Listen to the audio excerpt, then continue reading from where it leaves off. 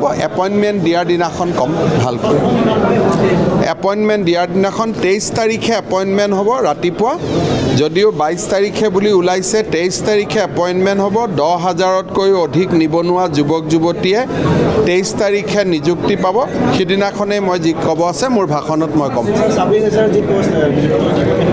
এইটো কিয় সুধি থাকিব লাগে যেতিয়া হ'ব হ'ব আপোনালোকে সুধিব আপোনালোকে পকাই পকাই গৈ নিউজ কৰি মানুহৰ মাথাটো বেয়া কৰি দিব এই কামবিলাকৰ পৰা দূৰত থাকক কেতিয়া 26,000ৰ পৰীক্ষা ৰিজাল্ট হৈছে কেতিয়া হ'ব সেইটো মুখ্যমন্ত্ৰীক 3খন মিটিঙত পাব 3খন মিটিঙতে সুধিব তাৰপিছত 3 ধৰণে নিউজটো বজাই দিব দি পেলাই কোনোবা এজনক আৰু এজন আপোনালোকে প্ৰডাকশ্যন কৰি ল'ব যে এওঁ কৈছে অভিযোগ দিছে এনেকৈ মানুহৰ যদি আপোনালোকে ভাবে যে আমি মূৰবিলাক নষ্ট কৰি দিম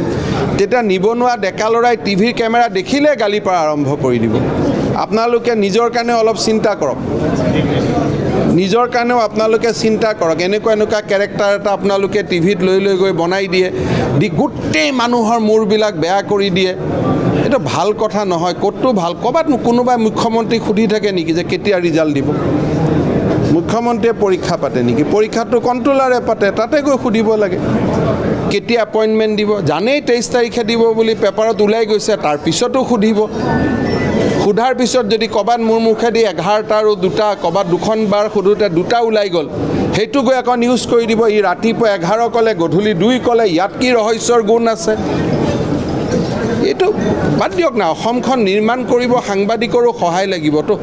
আপোনালোকে যদি সহায় নকৰে কেনেকৈ অসমখন নিৰ্মাণ হ'ব